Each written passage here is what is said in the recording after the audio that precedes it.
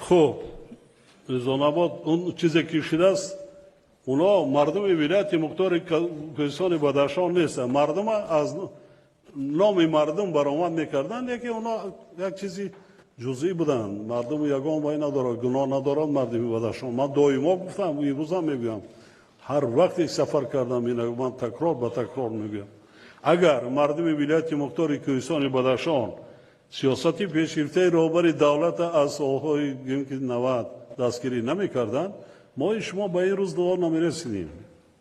اونا یک گروه کوچک بودن جنایتکارا اونو چه که نامبر کرده شما همین هم من کوشش کردم همین پای 30 سال مردم گناه نداشت. ما هیچ وقت میره باید دائما من میگم که در یک شهر خارق قریب 30,000 اهالی زندگی میکنه و ببینید چند نفری که وای کردن شمارش انگشت شمار است. اونا از نام مردم فقط سوء استفاده میکردن. اونا مردم بدخشان وای نمیکنن. سیمای مردم بدخشان نبودن نیستن.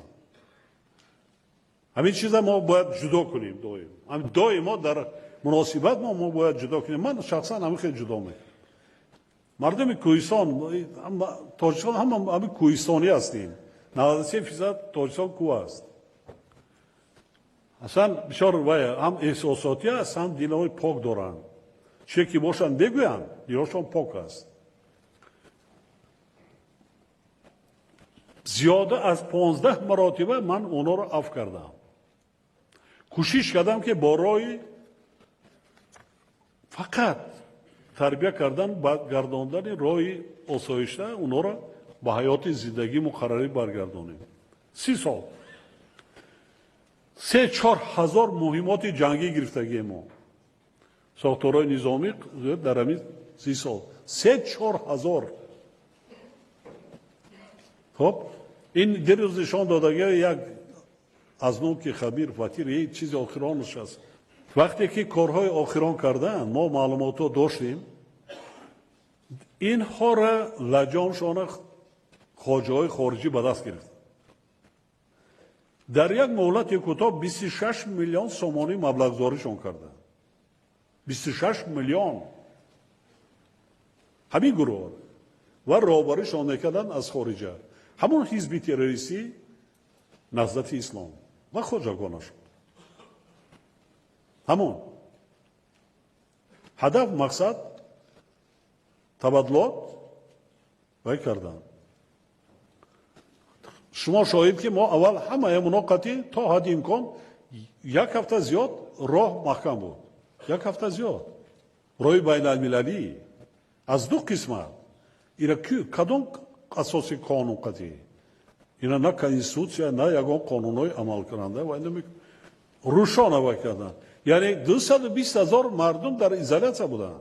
یک هفته پس در شهر خاروخ میباشد نرخ نوا در بازار در مغازه آسمان میره.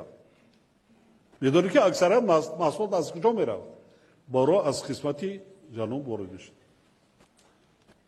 همون دم من تا حد امکان روان کردم گفتوشنی دیگر درشان خدا شاهد هستی رئیس نایه را لغو کردن. معاون رئیس نایه میباشد زنی تاجیک دختری تاجیک زدن مشکتی. آیا مرد به زن مش میبردارن؟ دیگر معاونا را وای کردن و ببینید وقتی که کلان و گذاشتن در تیرپاران کرد 13 نفر کارمندان امنیت رو یارادار کردن. یک کس تلف شد. دیگر علاج دیگر نبود. ما میدونستیم که همین چیزا اونا یراق اصلا همه این چیزا رو ماستا رو میترکوندن درشان کوپروکا رو میترکوندن. ما امر دادم که ببینید تا حد امکان یراق به دستا را بی‌ضرر گردید یا که با دستگیر کنید و اون مالی بخیر. چون که شهر خارق دیده که ما عملیات حربی نماندن گذراندن نماندن همش برای بسیار کسبیتی بلند چون که فونکسیا و وظیفه دولت است.